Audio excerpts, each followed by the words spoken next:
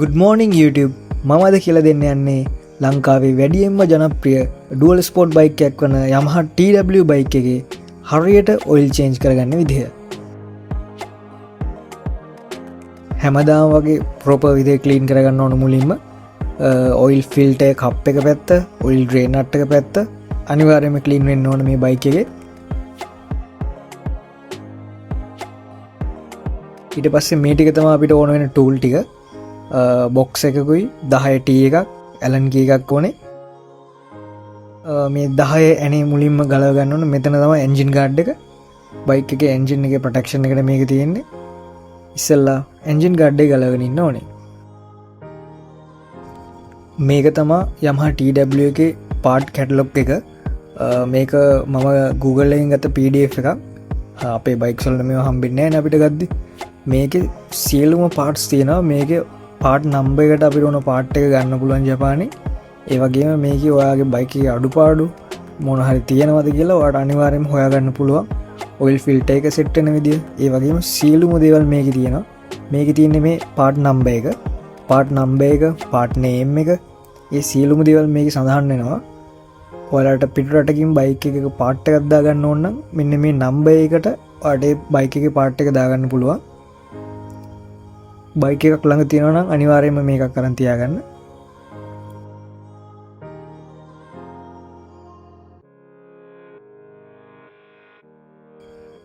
Oil change කරන්න කලින් Yamaha ඒ කට්ටිය කම්පැනි එකෙන්ම කියලා තියෙනවා බයික් එක පොඩ්ඩක් වෝම් අප් කරන්න කියලා. ඔයිල් චේන්ජ් කරන්න කලින් විනාඩි 5ක් විතර බයික් එක ස්ටාර්ට් එකේ තියලා පොඩි වෝම් අප් එකක් දෙන්න බයික් එකට. ස්ටාර්ට් කළා මෙහෙම අයිඩල් එකේ බයික් එකේ සාමාන්‍ය විනාඩි 3ක් 5ක් අතර ගානක් තියන්න ඕන. ඊට පස්සේ අපිට හිමීට විනාඩි 10ක් විතර තියලා ඊට පස්සේ අපිට ඔයිල් ටික මාරු කරගන්න පුළුවන්.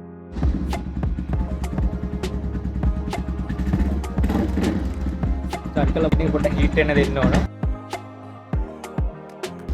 මෙහාට අනිවාර්යෙන් සම්පූර්ණ වෙනස් වෙන අපි ඔයිල් එක චේන්ජ් කරපු ගමන්. මේකේ තියෙන ඔයිල් එකෙන් දැන් කිලෝමීටර් 2000ක් විතර පැදලා දෙනවා අපි. මේ හඬ එහෙම අනිවාර්යෙන් සම්පූර්ණයෙන් වෙනස් වෙනවා. ඔයිල් මාරු කරපු ගමන්. හරි. මෙතන 19 සයිස් එකේ බොක්ස් එකකින් අපි මේ ඔයිල් ඩ්‍රේන් නට් එක ගලවගන්නේ. පොඩ්ඩක් ටයිට් වෙලා තියෙන්නේ හීට් හින්දා. හිමීට ගලව ගන්න. කප් එකක් තියාගන්න ඔයිල් ඩ්‍රේන් කරගන්න නැත්නම් සේරම වැටෙනවා. ටිකක් ලොකු කප් එකක් ලීටර් එකක් අල්ලන්න පුළුවන් කප් එකක් තිබ්බනම් ඇති.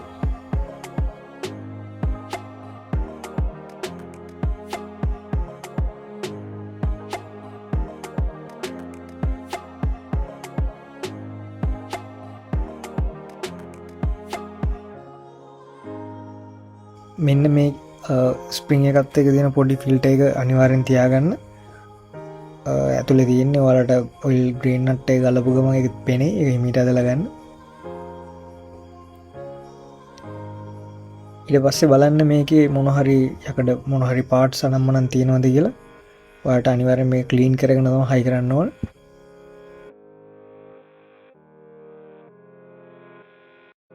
අපි ටික වෙලාවක් දෙමු බයික් එකට ඔයිල් ඩ්‍රේන් වෙන්න.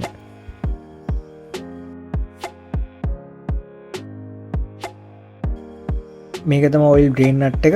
මෙතන මේ ඔයිල් යනවට මෙතන ඔයිල් ඕරින් එකක් තියෙනවා. ඒ ඔයිල් ඕරින් එක තියාගන්න අනිවාර්යෙන්. මේ තමයි ඔයිල් රීෆිල් නට් එක. අපි මේකත් ගලවමු. එතකොට මුළු සිස්ටම් එකේම තියෙන ඔයිල් ටික හිමීට අයින් වෙන්න එයාට වෙලාව තියෙනවා.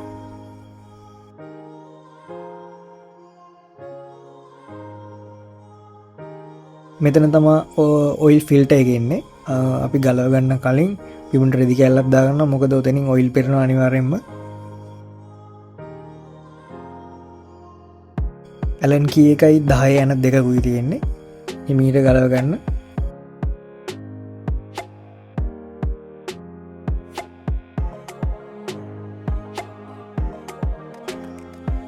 කප් එක ගලව ගත්තට පස්සේ ඔයිල් ෆිල්ටර් එක එළියට ගන්න පුළුවන්. අපි මේ යූස් කරන්නේ රියුසබල් ෆිල්ටර් එකක්. මේක මෙෂ් ෆිල්ටර් එකක්. යූස් කරන්න පුළුවන් සාමාන්‍යයෙන් ගොඩ වතාවක්. ගොඩ කාලෙකට මේක ඇති දැල්ල කැඩිල නැත්තං එම ලොකු ඩැමේජස් නැත්තං ඔයිල් ෆිල්ට එක කලීන් කරලා ආයුස් කරන්න පුළුවන්.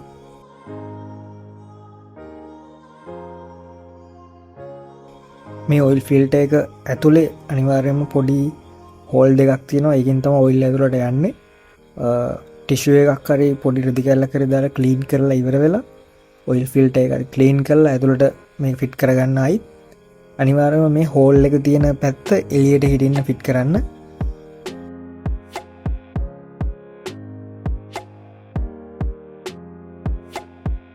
හෝල් එක තියෙන තැනට මේ ඔයිල් ෆිල්ට කප් එකේ තියෙන මේ මෙතන සෙට් වෙනවා.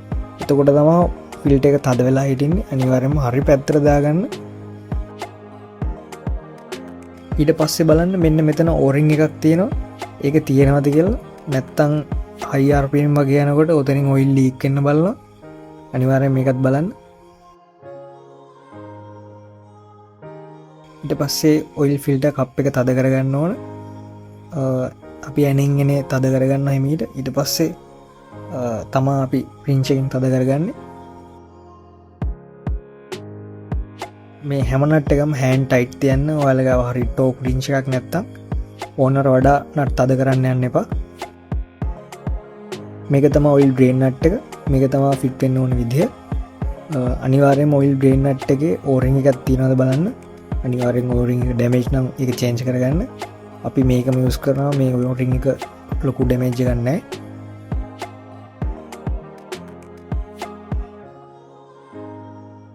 මෙන්න මේ විදිහට හිමීට ඔයිල් ඩ්‍රේන් නට් එක ෆිට කරගන්න. අනිවාර්යෙන් අතින් ෆිට කරගන්න. ඊට පස්සේ අපිට පුළුවන් රින්ච් එකෙන් අල්ලන්න.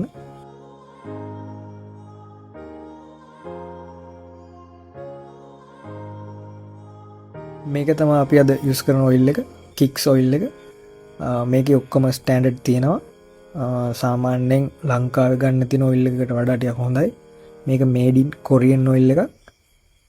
සාමාන්‍යයෙන් කිලෝමීටර් 2000ක් වගේ දුවා ගන්න හොඳටම ඇති. රීෆිල් නට් එකෙන් ඔයිල් එක ෆිල් කරගන්නවා. දැන් බයික් එකේ එන්ජින් එකේ ගහලා තියෙනවා ඔයිල් ෆිල් වෙන්න ඕන ප්‍රමාණය. TW එක සාමාන්‍ය ලීටර් එකයි අල්ලන්නේ. ඔයිල් ෆිල් කරාට පස්සේ මේ ඔයිල් රීෆිල් නට් එකේ ඕරිං එකක් තියෙනවා. ඒක බලන්න ඔයා තියෙනවද කියලා. ඒක නැත්තම් අනිවාර්යෙන්ම දාගන්න. මොකද high rpm යද්දි නැත්තම් ඔයිල් ලීක් එකක් එන්න පුළුවන් ඔයිල් නට් එකෙන්. ඔන්න අපි ඔයිල් ටික චේන්ජ් කරලා ඉවරයි. අපි ස්ටාර්ට් කරන්න යන්නේ.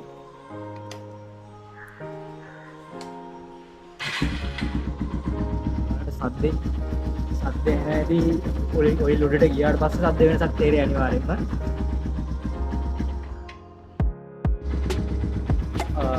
මේ වගේ ස්ටාර්ට් කරලා ඔයාලා බලන්න ඔයිල් පෙරෙනවද නවත් කළා තමයි බලන්න ඕන. ඔයාලා මේ දීදිත් බලන්න ෂේප් එකේ ඔයිල් පෙරෙනවද, ඔයිල් පාරවල් දිනනවද, ඔයාලා තද කරගත්ත නට් වලින් ඔයිල් යනවද, ඒ ටික බලන්න අනිවාර්යෙන්.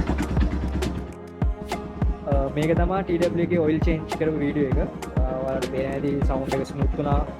හැම දෙයක්ම හරියට ගන්නට උනා. සර්විස් මේන්ටේන් කරන වීඩියෝ එකක් පස්සේ අරන් එන්නම් ඔයාලට.